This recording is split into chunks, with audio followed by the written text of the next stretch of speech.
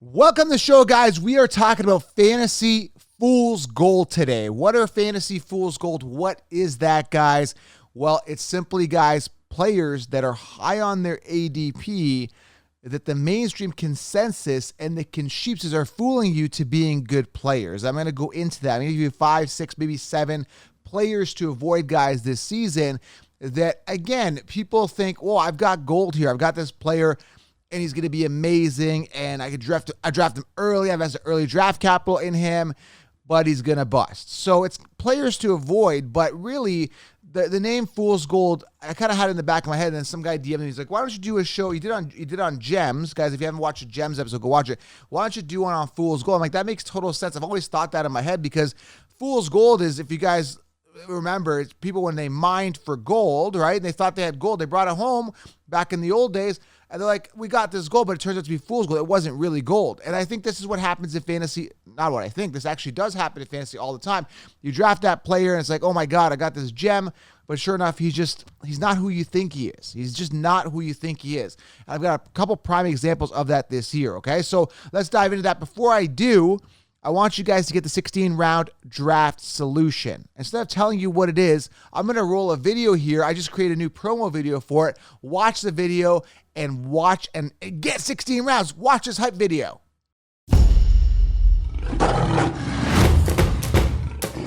Draft kits are dead. Cheat sheets are dead. Consensus rankings are dead. Time to crush your leagues. All the optimal players are drafted in each round. Sleepers, breakouts.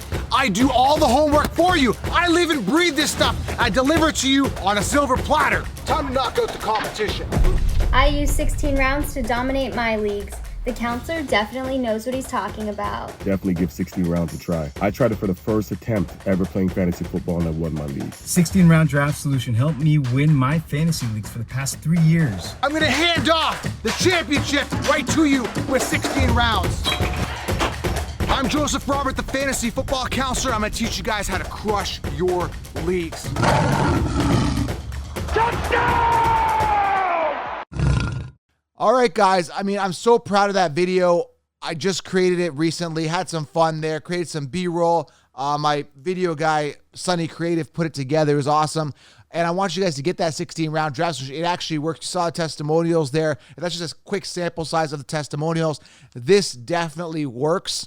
Draft kits are dead. I mean, the video spoke for itself. So get it. Use code TUBE20. Save yourself 20%. All right, let's dive into these fool's golds. I'm going to skip story time today. I'm mumbling. I'm so excited. It's Friday. I'm going to skip it today. I want to get right into this fool's gold. All right, guys? So, and if you are new to the channel, make sure you guys subscribe, thumbs up, and let me know who you think is a fool's gold this year. Now, again, I haven't hand-picked one yet. I'm going to do it as we're going through it. I want to do this live. I want you to get my actual reaction as I'm doing this. Most of the time, I usually do things on the fly. Sometimes I prep shows, like if it's a top 10, I usually have it all prepped with the stats and all that. I want to do this on the fly because I already know who the fool's golds are, but I want to do it with you guys. I want to look at it, keep it organic, right? First guy's jumping out at me now. I'm going to filter. I'm going to go by running back here. Is DAndre Swift, okay? I just had the Lions guy on. That episode is coming out soon. I've linked below, guys, the Impact Series. If you haven't watched the Impact Series, get it below. I bring all the top influencers and beat writers from every team, breaking down each team by position. Super exciting, right? Watch the Impact Series. Dive into that below. I just was talking to the Lions guy, Troy. He has his own YouTube channel, Dose of Dion. All he does is study tape, study the Lions. And DAndre Swift, he is kind of hesitant on drafting him as well. Injuries in the past with DAndre Swift, that could come up again. I'm not really sold that he's a workhorse guy. I don't think the volume is there. And the problem I have with DAndre Swift being the first fool's gold is that he is sitting top 8 on the consensus, on the consensus rankings. Top 8 guys. I mean, I don't know what else to tell you other than there's so many other guys that will and can finish ahead of him. Guys like, even though Javonte Williams is in a committee, he's sitting well below him, sitting 14th on the consensus in PPR. Saquon Barkley, he slid up a spot. He was actually 14th. He's now 13th on the consensus. David Montgomery, Zeke Elliott. I can go on here on guys that'll finish ahead of DAndre Swift, who's sitting 8th on the consensus rankings, which is absolutely ludicrous. I think this is really genuinely fool's gold. I think people draft him thinking he's a workhorse, and he's going to completely bust. So that is a perfect example of a guy that is absolute fool's gold. Yeah, I mean, look at his attempts. He hasn't even hit 160 attempts in his career, I think. Go back and look at his stats. He's not an attempt volume guy. He may get it done in the receiving game, but he is on the Detroit Lions. Now, they did make some improvements on their O-line. They've got some receivers there. I mean, there's an opportunity he could actually go off in PPR. He is good talent, but again, this is his third year. If he had done it, he would have probably already done it. And then obviously that injury concern, as I mentioned before, Swift is a prime example of fool's gold. Be careful, guys. Be careful of DAndre Swift. That's the first guy. Let's move on here into fool's gold. Now, a lot of people are high on this guy. And again, I'm not doing a deep dive into stats. This is just an overview on guys that I think are, I'm jumping in. I'm looking at, this is going to be fool's gold. And the guy I'm talking about is James Conner, sitting 15th on the consensus rankings. Now, you say, well, he's not too high on the rankings. He finished well last year. Understand, guys, he was very, very touchdown dependent last year and very overinflated based on the high amount of touchdowns he had. James Conner, years to wow us, were not wowed, suffered injuries throughout the years when he was on Pittsburgh. Just never been a guy that could carry on that full workload. And a lot of people saying, well, what I'm going to do, and this is what a lot of people are doing, and I'm going to keep talking about this, is a zero RB strategy and how BS it is. Everyone keeps promoting the zero RB strategy. Well, I can wait and get James Conner as my RB1. Very possible, and James Conner could very well be an RB1, but I really feel that he's fool's gold. I'm not sold on James Conner being that workhorse guy. When I give myself a Najee, a Derrick Henry, a Jonathan Taylor, somebody who is actually a full workhorse back early on, instead of getting myself a James Conner, going wide receiver, getting my James Conner as my wide receiver 1. So this goes into that conversation. These people that are telling you go zero RB, meaning go wide receiver early and wait on running back, are ending up with a James Conner as their RB1. And I think that's going to be a major problem for you guys, potentially. There's an upside there, but there's a major risk. And one of the biggest reasons I'm hearing, guys, on why you got to go zero RB is because RBs get hurt. Guys, all the more reason to go robust RB and load up top heavy on our RBs, because there's a lot more depth at wide receiver, right? And better durability. So what I'm saying is, guys, if you're risking on fool's gold as your running backs later, you're going to be in a hell of a lot of trouble. Because if your excuse is, oh, well, running backs get hurt early, what if you wait? Let's say you go zero RB and you go wide receiver, and your top running back is James Conner, then you come back and go, Travis, J.K. Dobbins or something like that. Okay, what if J.K. Dobbins gets hurt? What if James Conner gets hurt, right? Then what? Now you're like, okay, now I'm really screwed because you rolled the dice on that potential upside running back and took a risk, and he's fool's gold like James Conner, and then boom, you've got nothing. Does that make sense? Guys, common sense is not that common in fantasy, especially when you got sheep running the industry, right? So think about it, be strong, don't make stupid decisions, and I'm telling you guys, I really think James Conner could be that fool's gold. I'll give you another running back fool's gold here right now. Is just screaming his name right now, jumping out at me. Is Travis Etienne. A lot of people think that Travis Etienne is going to come in and be that top guy. First of all, he's on Jacksonville. Now, I understand that him and Lawrence have that rapport. I understand that, guys. And I understand that James Robinson, is hurt. But James Robinson is going to come back, whether it be week 1, week 2. Let's say he comes back week 4, hypothetically, right? I think he'll be good to go either way pretty early on in the season. I talked to the Jacksonville beat writer. He was on the show. Go watch the Impact series if you want this broken down. He thinks James Robinson's going to be the RB1. ATN had that rapport with Lawrence in college, but understand, guys, this is a new NFL. This is the new league now, okay? And he hasn't played a snap in the NFL. He was hurt in preseason, right? He hasn't played regular season. So I'm looking at ATN. People thinking he's going to be an RB1, PPR monster. That, again, could very well happen. But you're rolling the dice, going zero RB, loading up a wide receivers early, making ATN your RB1. Now you've got a problem, okay? Maybe he has an RB3, but again, I don't think ATN's the guy. I think James Robinson comes back and takes that RB1 role, right? And if you want to think logically, if you want to think in the way of Nick Chubb and Kareem Hunt, so many people are so excited to spend a first-round pick on Nick Chubb, or late first round, early second. He's top 12, so let's say second-round pick on Nick Chubb. Everyone's so excited and ready to do that and put him in the top 10, right? But they're afraid of James Robinson. Okay, well, yeah, Nick Chubb is more proven, but he's got Kareem Hunt breathing down his neck.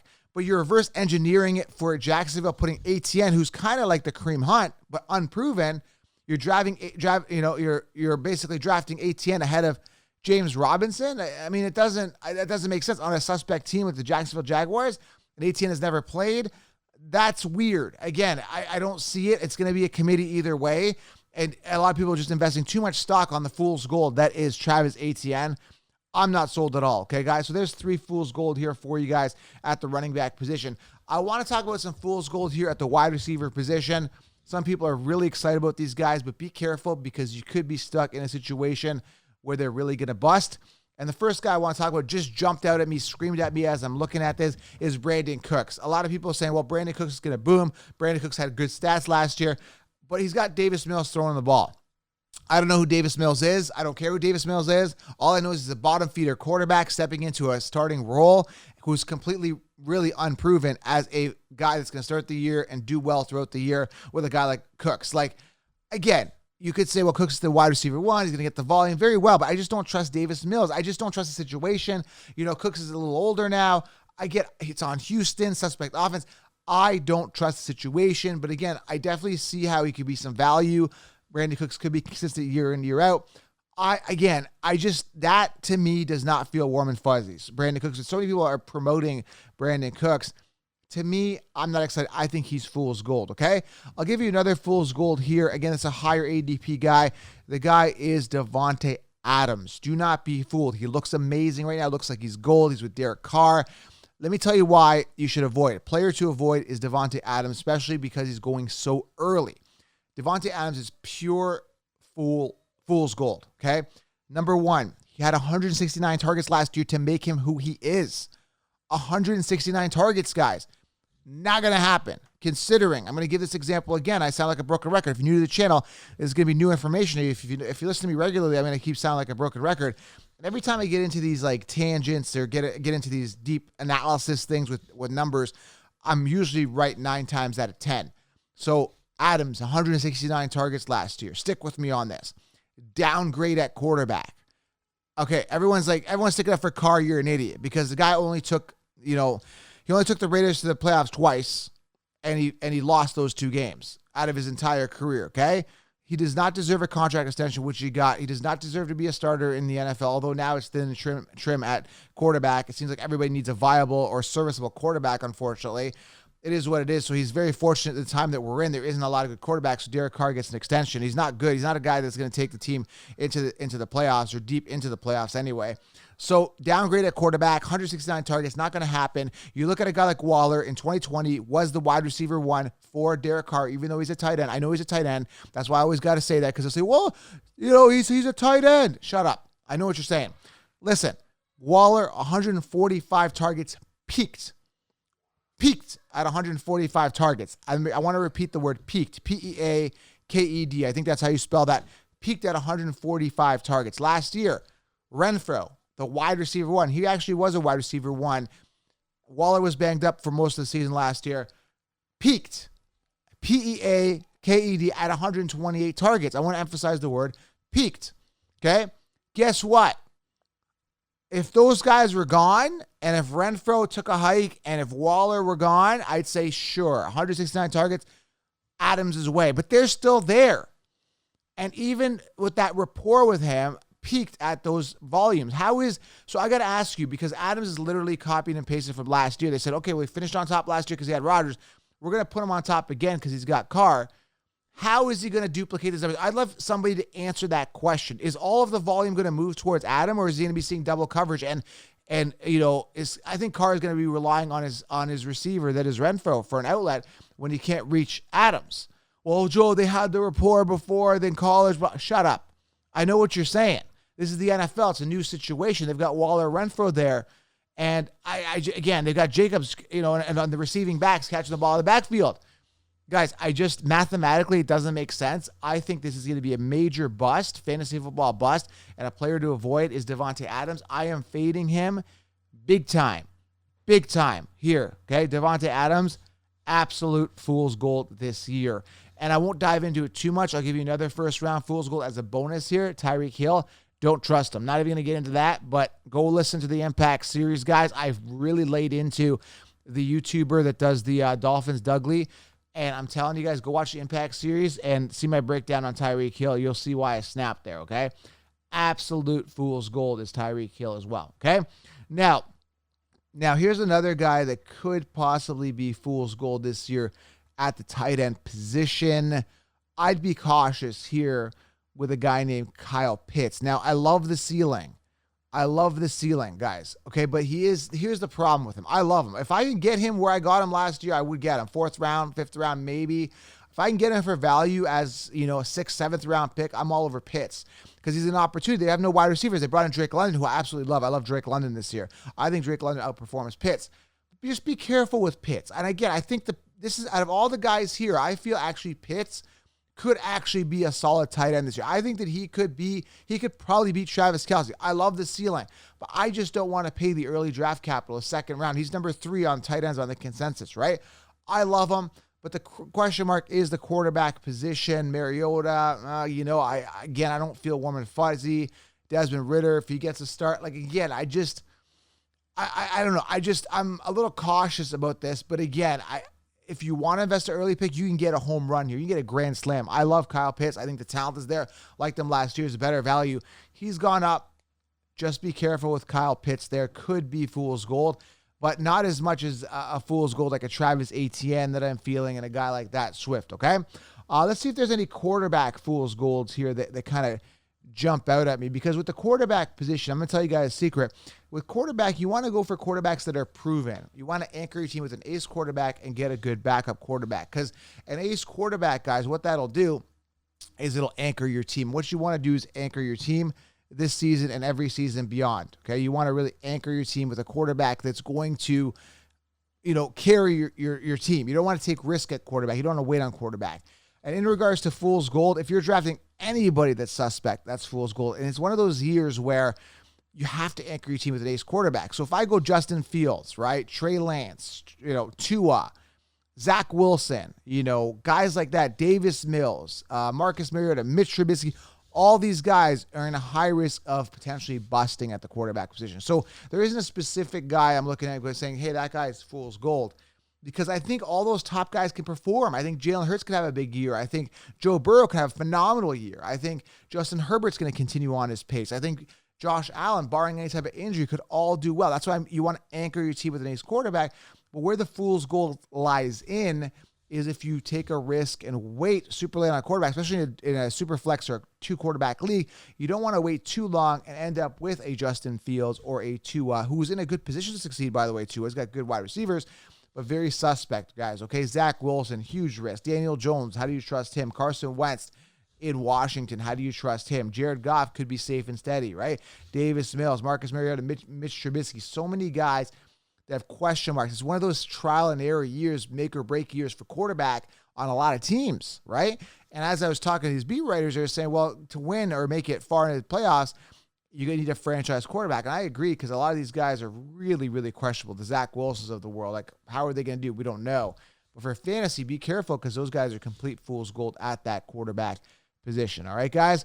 Again, just going over this real quickly here.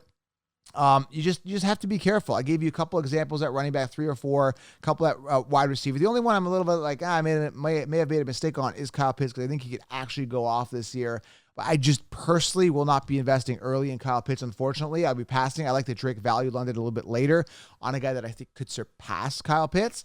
I'm going to fade him. So, again, guys, there is way more guys and players to avoid. So be careful, potential fantasy football bust. But I just want to do this episode here, have some fun with you, and lay out some fool's gold for you guys for this season. All right, guys, be careful with those ATNs of the world, okay? They could give you a serious problem. All right, guys, subscribe, thumbs up, get the 16-round draft solution. You will crush your leagues. I'm out.